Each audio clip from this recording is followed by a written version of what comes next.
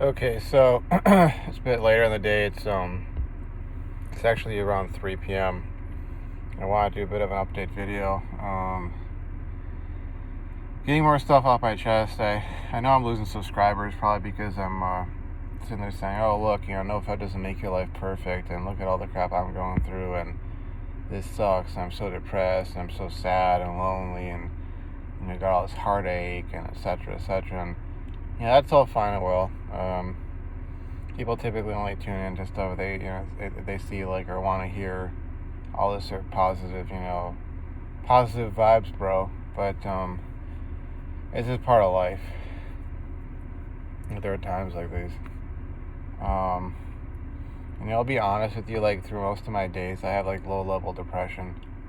It's kind of the way things are right now, and it feels weird looking back at undergrad and thinking about what things were like back then and how I thought that, even my religious stance, the fact that I viewed myself as being a Muslim, and how I was looking for this Muslim girl and all that kind of crap, and how I essentially ended up giving up on that after repeatedly being rejected by someone who otherwise if you believed all the hype, it's kind of like that kind of girl would, supposedly want a guy who I was back then.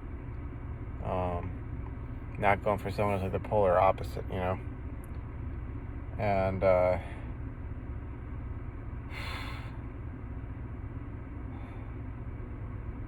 the stuff at work really sucks.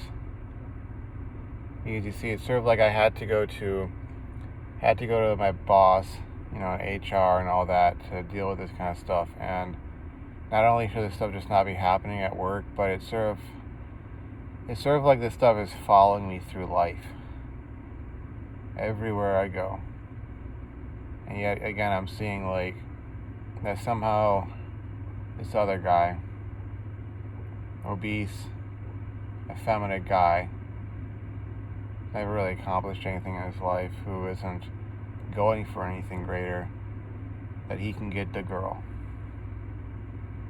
And it's yet again. Maybe I don't even know what manifests as game with a girl like the one at work. What did he do? What did he do, or what did he say that made things different? If it was game, or is it just because on some subconscious level I remind her of her father and she's trying to run away from that? Because in all honesty, knowing her, knowing her background, and this is something that I mentioned to my dad, and eventually I also did kind of throw it in there to HR. Knowing her family, the likelihood is, they monitor probably her every movement. She went to school in Arizona. I don't know if they lived there with her or not. Probably from the sounds of things, and they moved over here, and now it's she's living with them still, which would probably mean that either she went to school, moved away from them for school, or else she lived with them also in Arizona, and then they moved over here after she graduated. Maybe her dad got a job over here or something. But they probably monitor her 24/7, 365, and it's probably a case of okay, Dad, can I borrow the car? Well, where are you going with it? Why do you need the car? Where are you going with it? And when are you going to be back? I'm saying that all these sorts of restrictions. And so it's kind of okay, if she really wanted to just go out and date some guy, she couldn't just go out and date some guy. She'd have to have a cover story for it. Oh, I'm going to the laundromat, Dad. Yeah, well, because maybe the laundromat is I don't know, it's in the same what do they call them? They used to call them strip malls, as some restaurant, or oh yeah, I'm going to the library to study. Well, maybe the library is right by some movie theater, and there's a restaurant there as well.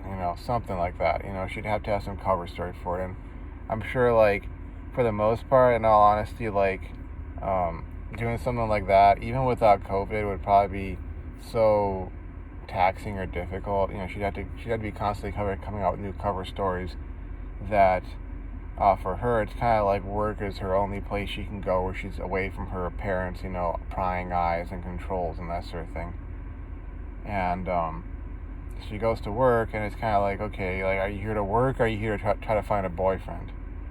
Because from the things I've heard about her, family background, it sounds like her family is pretty well off. Her dad went into chemical engineering, like me. Unfortunately, because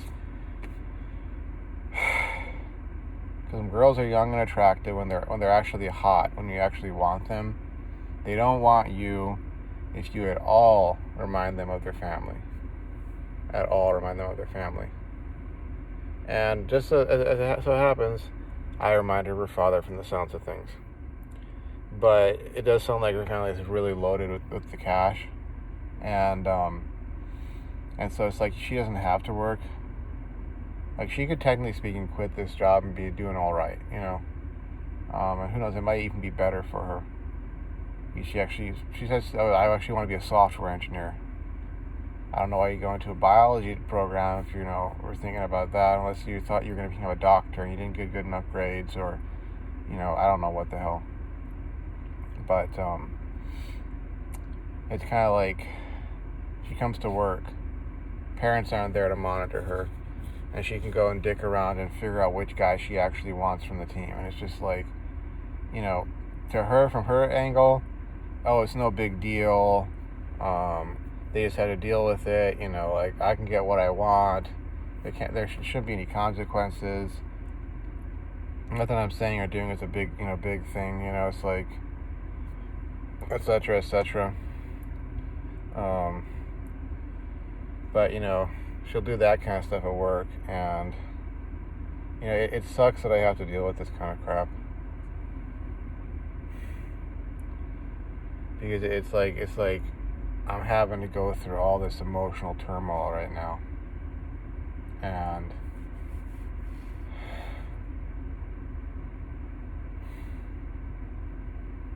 I shouldn't be having to go through that to make a freaking paycheck, There's something else about me that's undesirable that makes women not want me. Now, some will say it's my lack of hair. Well, sorry, I can't do anything really about that. That's kind of why I buzz cut my hair, what little hair I have, because I sort of had to accept the fact that I'm not going to look like I did when I was 24. I actually had long, wavy locks, and they were a mixture of it was like black and brown. There was some, sometimes some blonde would show up, maybe a little bit of strawberry blonde or so, mostly just, straight blonde on the edges. And, people would tell me that I looked like John Lennon or George Harrison from the Beatles, Talk about the kind of guy who, on looks alone, could probably get the girls, But those days are gone. So maybe that's it.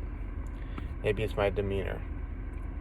I don't know. I'm at this point in my life where I've gone through so much shit that I'm not a fun guy.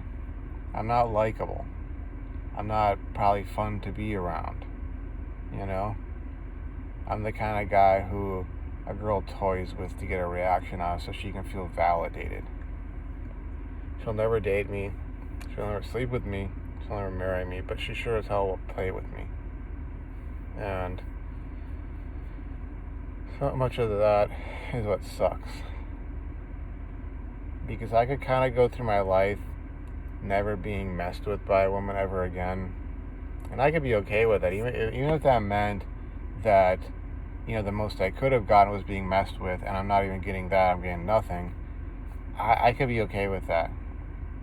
I could go full MGTOW and just be like, at least, maybe not happy as a clam, but I'd definitely be doing something with my life, and I'd be okay with it. Maybe it would even motivate me more to become successful, because I couldn't say, well, I can continue the story of my endeavors through my kids, live vicariously through them, or, try to motivate them to succeed, where I had failed or something like that. maybe it would push me even further to do that.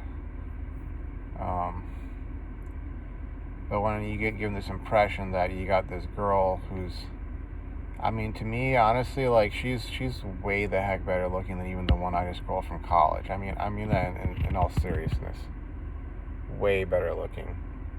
And she seemed for a time to have a better personality. Like she hadn't been, I guess you could say, tainted like the one-eyed girl, as it turns out, had been. You know.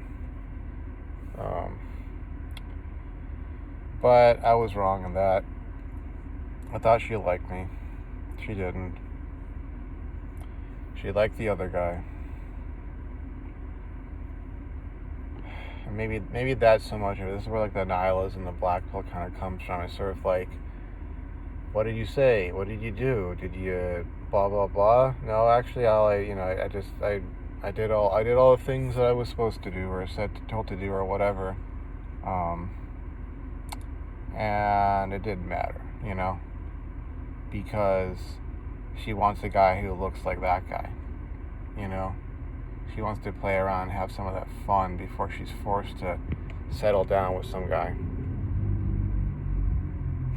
And, the funny thing is I'm able to now discuss this without a wavering voice or being all emotional and crying about it. But see, that's something that management and HR can't change. They can't regulate and make this girl like me. They can't make her drop the other guy like a big sack of shit, a big sack of pig shit. And it's almost like the best scenario would be like her to quit that job, and basically be restricted to her parents' home, because it's kind of like, I'm sure from their angle. Oh, and by the way, I'll tell you one thing. This is why I'm gonna say what I'm gonna say. But today, I checked the schedule, and I was also talking to HR, and basically they sent her home as well. At least for a couple days, they sent her home, if not for more than that. And I'm sure her parents are wondering, why the hell are you home? It's the middle of the week. And what's she gonna have to do? Come up with a cover story? Or tell them the truth? Hey, I was dicking around at work. I was flirting with these guys. One of them, I didn't like him, so I dropped him big sack of pig shit, and I got with the other guy, and I was, they had me working with the first guy, and I didn't want to be working with him. I wanted to work with the second guy, and the first guy was oh, what the heck's going on here? And he found out about the second guy, and now I got this HR thing going on. I could be getting fired if this stuff doesn't change, or they decide just to let me go, or let all of us go, or both of us go, just to eliminate this love triangle scenario, Because from their angle, they find out about this sort of stuff. They'll probably be like, look, we pay for everything for you. We provide you with all this stuff. You have a house, you have clothes, you have food, you have a car. You don't have to pay for any of that kind of stuff. All we wanted was for you to go do something with your life. And this is what you're doing with your life. Oh yeah, you got this job, but then you got to go there and do all these other things. You can't just be a regular, normal, friendly person, not be flirtatious and getting romantically involved with your coworker. Or flirting with your coworkers. Starting all that sort of drama. You just have to go do that kind of stuff. And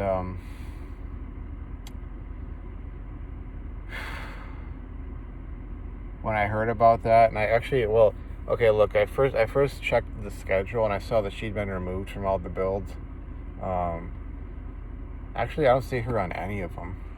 I see myself on one or two for tomorrow, but I've also said to management, I kind of rather want to take off the rest of the week. I got an exam next week, and I don't know if I would really want to be going back into that, environment, especially in the middle of, trying to prepare for an exam. I don't know if they're going to take that as an opportunity to just get rid of me.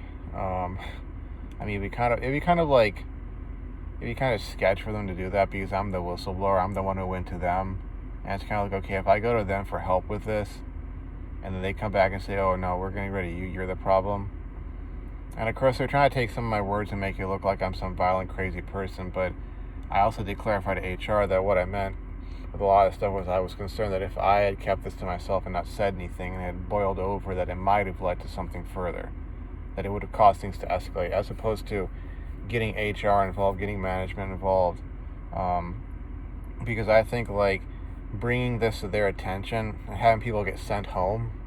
They said the HR person said there were like some people or a few people that got to be sent home as well. Just getting sent home for something like this, it might kind of like push some sense in these people's minds, like, hey, like this stuff can't go on any further. You got to drop this sort of stuff. I don't care if you caught feelings for this guy or this girl. This stuff has to end. It's either this or it's your employment. You know what I'm saying? And for me, if they're telling me that kind of stuff, I'd be like, no problem, got it. This is dropped. I don't want to lose my job, Her, I actually wouldn't feel bad if she was just like, no, screw this, I'm quitting. I'll be like, thank you. You saved me a whole bunch of garbage. I don't have to deal with you anymore. Especially if I just kept on, getting to work and doing all that kind of stuff. Because like I said, look, I don't like this stuff following me to work. I don't like this stuff following me through life. And I know, look, people are going to come back and say, like, this is just part of life. You just got to deal with it. And it's sort of like, I don't want that. I'm not taking that sort of stance, because like there have been a lot of times in my life where I told that I just needed to deal with crap, and then after I went through that crap, and it turned out like, no, I actually didn't have to deal with that kind of crap. I didn't have to go and fall into that sort of stuff. That's when I got even angrier about life. It was like, wait, you're telling me I don't have to suffer? Like when people will say, like, debt is the only way of life, or it's, it's part of every, you can't ever be out of debt. You can't ever live a debt-free life. That's bullcrap. When they say, like, marriage and kids, that can never be in the cards, and it can never be a happy, successful, functional, healthy marriage and family. That's bullcrap. And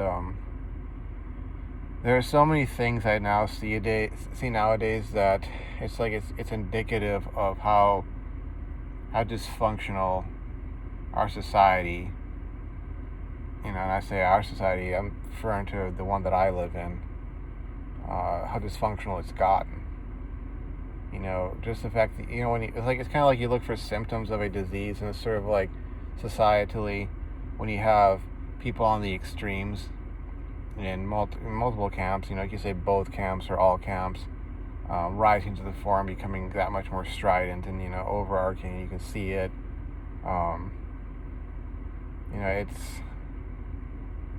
It's a sign of extreme dysfunction. And, it's odd because that I'm thinking about a lot of the stuff now, because I finally talked to my mom last night. I really miss her. And I actually, I told her, I want to be a bit of a man right now and apologize to you, because back when my dad was hospitalized, because of my knowledge of her behavior and how things have affected the family's finances and so on, down the years, to the point that my dad's in his, mid-60s now, approaching 64, and he's looking for a job and he has no savings. And it's not like I didn't play my part in, this sort of train wreck. But I owned up to it after a certain point, and I started, really doing the work, which is why I'm even here.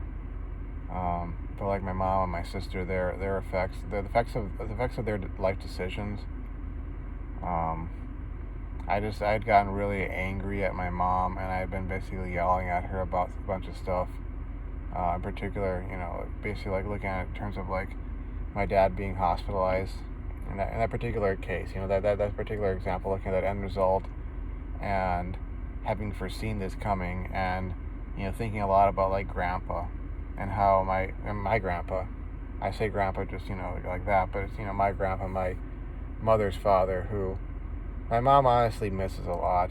Um, he was very much like, generally speaking, when it came to her, like, it was very much that whole sort of like strong, solid, healthy, functional. By and large, I'm not saying there weren't moments or times or so, but by and large, that healthy, functional, um, and when I say loving, I mean it in like the way it used to mean, not in this sort of weird sense that the world has gotten into, but a loving relationship where it was like, he was the good father and she was, the good daughter, and it was very much like any problem that she was facing, it was always like, oh, I can just call dad up and ask him and he'll have an answer for it. He'll know how to solve this and that.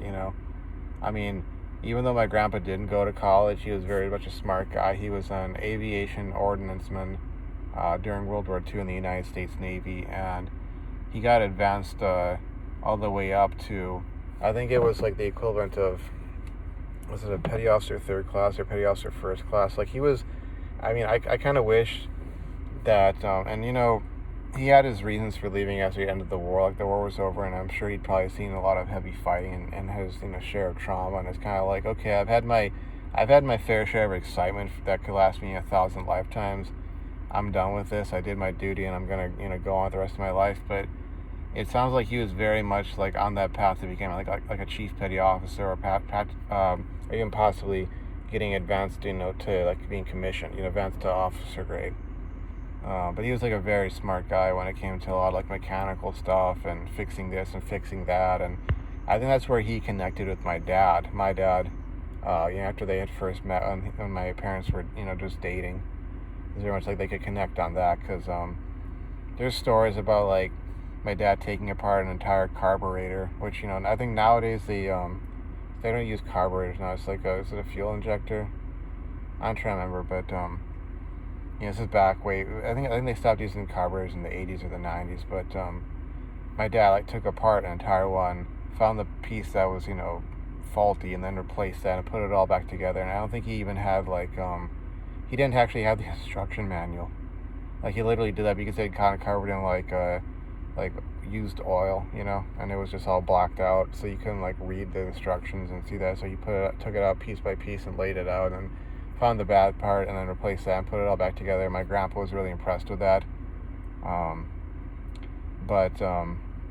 Anyways, it was kind of like, I talked to my mom about that, use that example, because it was, it was very much something that struck my mom when my grandpa died, was like, used to be, he was this constant, even if he was like in the background, it was always like, dad's there, if something goes wrong, all I gotta do is turn left, turn right, look back, there's dad, or I can just call him and he'll be there, and if something goes wrong, like, he'll be there in a jiffy to fix this or fix that, or save me from whatever threat I'm facing or problem I'm facing, and then suddenly, he's gone.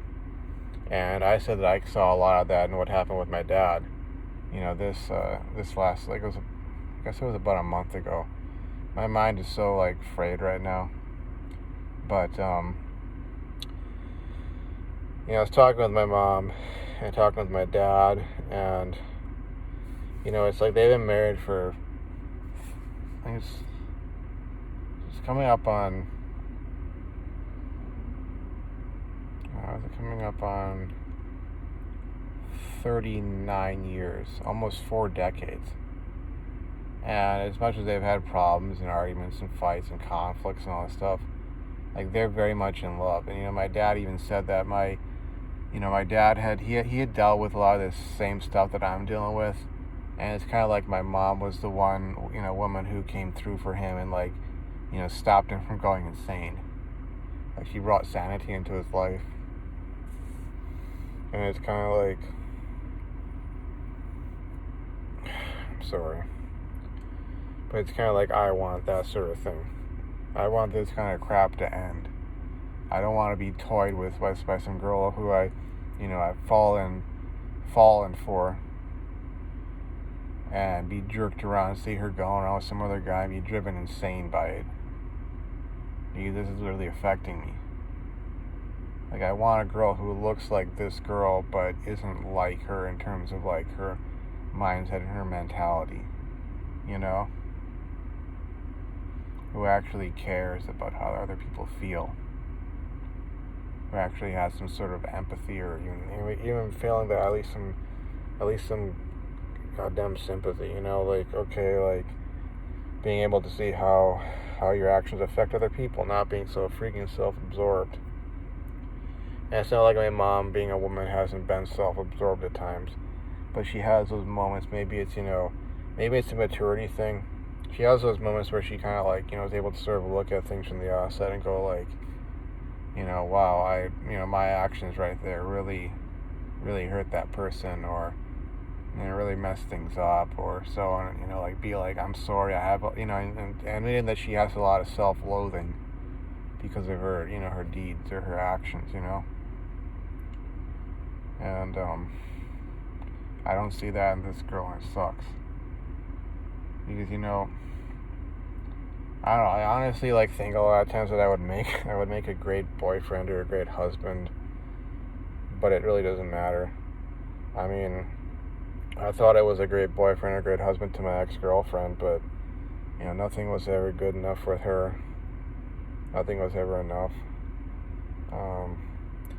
Doesn't matter how many love poems I wrote to her, how many times I, spoke to her sweetly and treated her, and how many times I traveled over there, spending all that money and all the time that I probably could have been doing other things. I'm not even talking about other girls. I'm talking like I gave up an internship opportunity to go and try and save my relationship with her. And,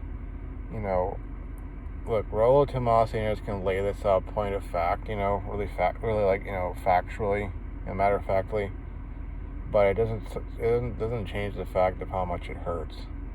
And they'll say, oh, women can never truly appreciate your sacrifices or what you're going through or your struggles. She can never appreciate the effect of her actions on you and stuff like that. Like, it's, now I'm getting like tears mixed with, like, face whatever in my eyes. Now it's starting to sort of burn. But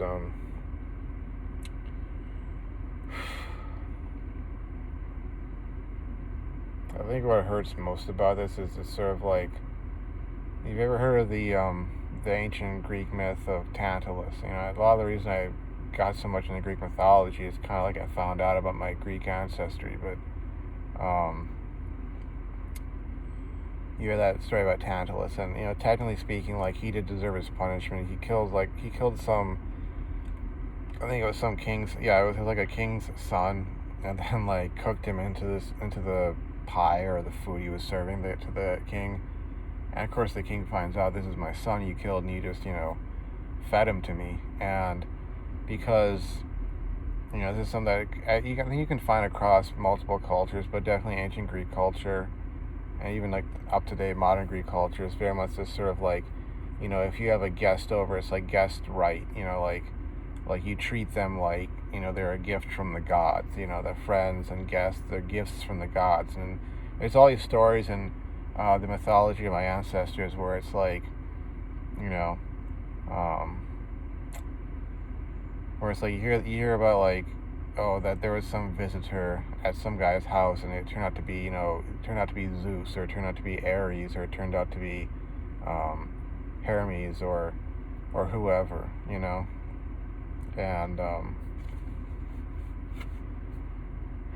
and the person, some of these cases, some of these stories, it's like the person treated them really well, and then they kind of revealed themselves, hey, I'm the king of the gods, and you treated me so well, I'm gonna give you,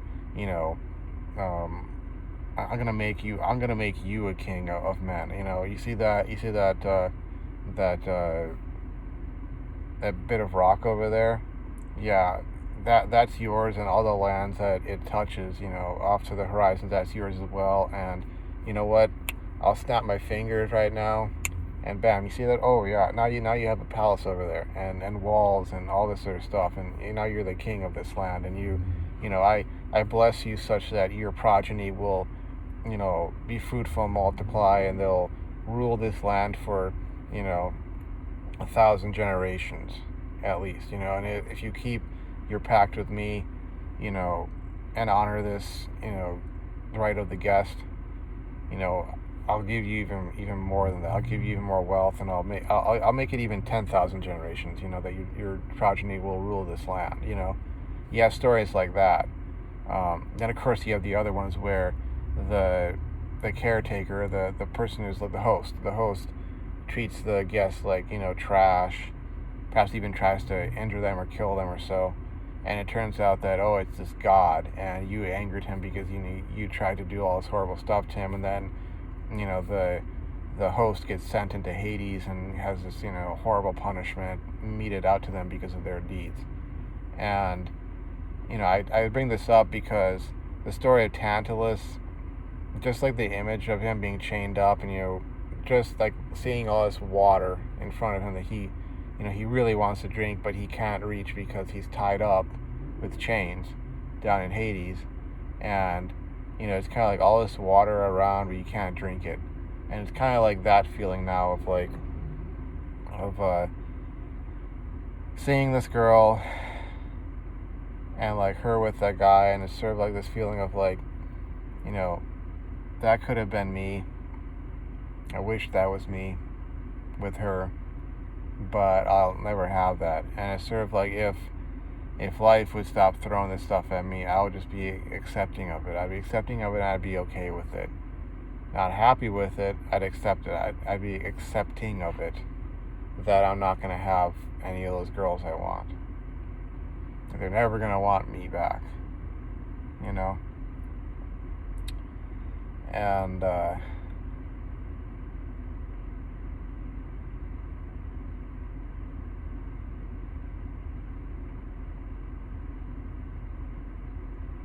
and yet, I keep getting thrown this sort of stuff.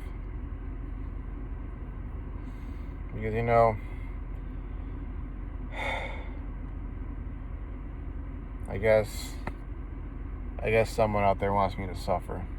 I don't know what misdeed I committed.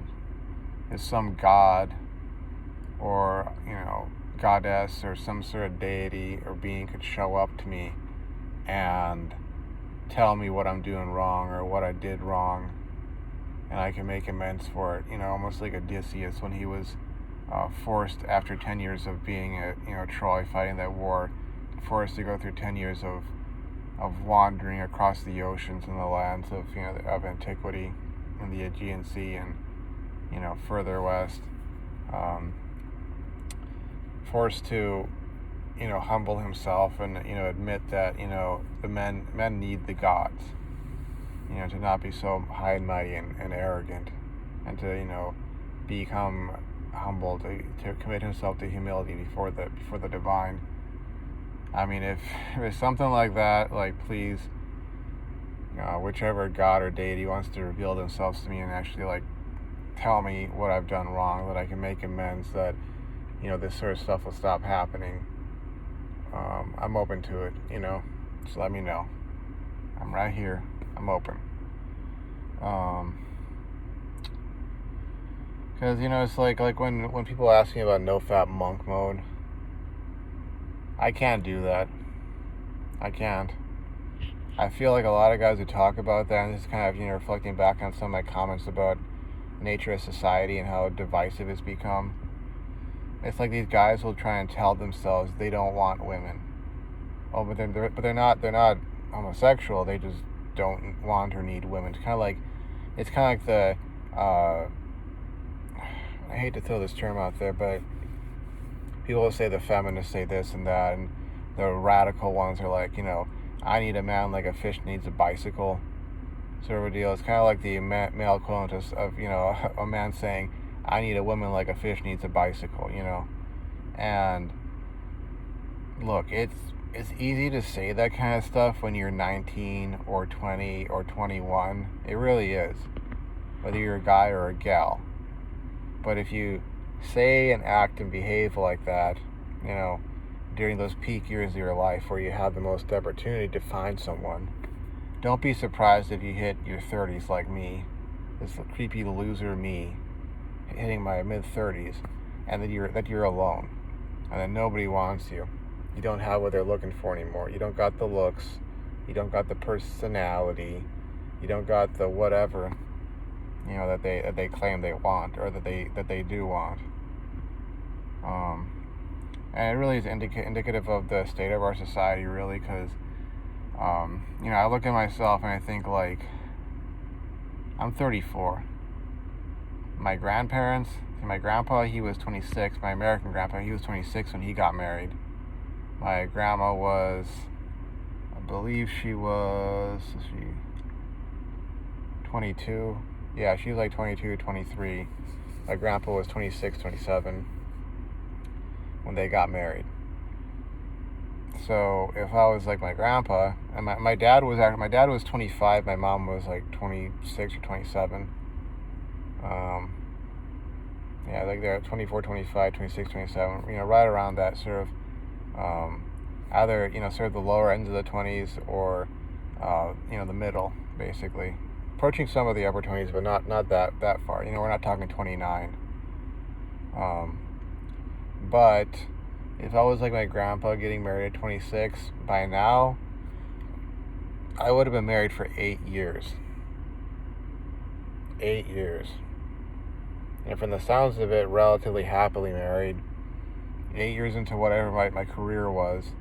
My mom was born 3 years into their marriage. So I would probably have at least one kid, if not two. And I'd be all right. I wouldn't be having these freaking conversations. It's just indicative of how dysfunctional this society has become.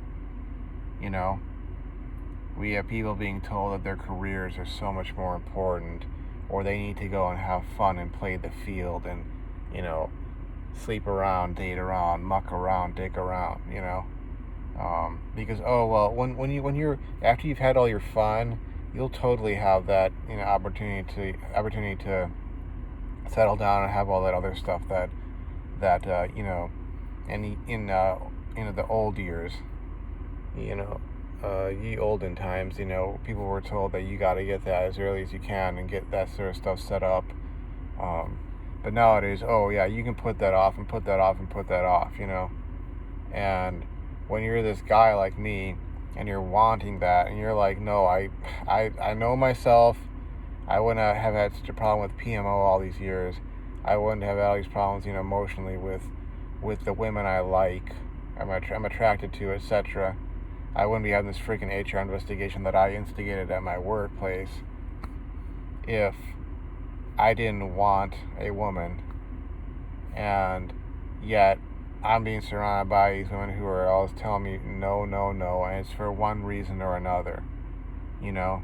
It's either, hey, I want to have a fun guy who's the party guy for my party years, the bad guy who, makes me feel this indignation and fun and the thrill and, a pleasure and all this kind of stuff. Or it's a girl wanting her career, thinking that that's going to make up for everything. Or, any of a whole plethora of reasons, or it's my hair color or my lack of hair or my height or the fact that I'm not fat, morbidly obese rather. Right now, BMI wise, I'm considered overweight. I did actually lose about,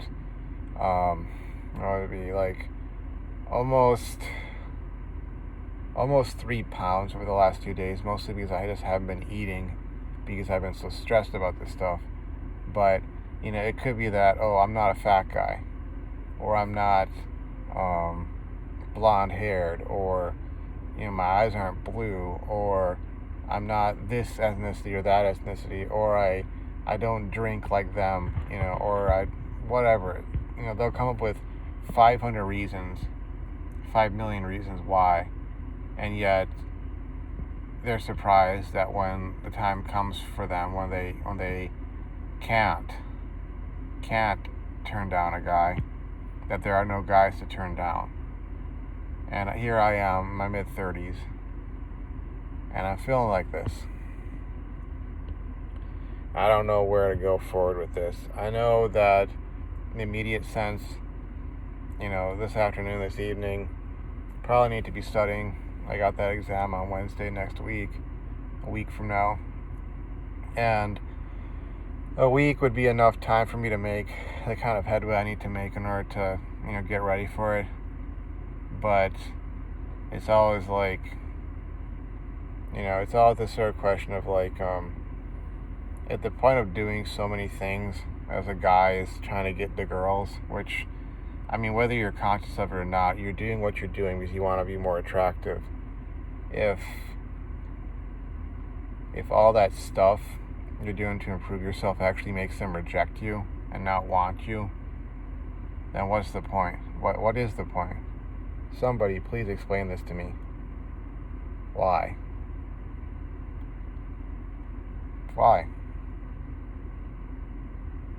Why not just give up and become some fat, overweight, obese, alcoholic, druggy kind of guy who's not serious about anything, doesn't have any ambitions whatsoever? Why not become like that? If that gets you the girls. It's kind of weird. It's kind of weird thinking that things have gotten to this point where, like, it's almost like society wants to crush your ambitions. They want to destroy you. They want to chew you up and spit you the F out because, having ambitions is somehow a bad thing. Having career goals is somehow a bad thing. Trying to pursue greater education and having this drive for some greater future is a bad thing. Like that girl at work gave me so much guff at first, like, oh, why do you study all the time? Like, well, how was I supposed to respond? Oh, I wouldn't be doing all this stuff if you were my girlfriend, if you were dating. Oh, I'd give you some of my time. Like, what am I supposed to say? That's HR worthy kind of stuff right there. What am I supposed to say?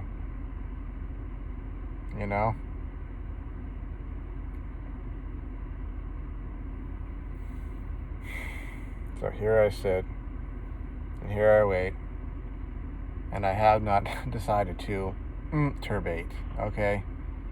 Still no Fab Day 164. And I don't know if I said my piece. I do feel a little vindicated that she's been sent home. Because at least they're not just brushing it off and going, yeah, whatever. Get rid of that guy right away. But one thing I'm kind of concerned about, because like I got questioned again about like why I had gone out of the building. The first time I said, that I was kind of like looking for her because I hadn't got a response to her message, but then this time around I kind of expanded upon it and it was like, well, I went for a walk to kind of cool down, but I was kind of like, well, if I do run into her, I can pass this message on to her. And I just kind of happened to see them together. And I'm trying not to imagine that image of them together because it's just like all the emotions it brings, all the freaking emotions it brings.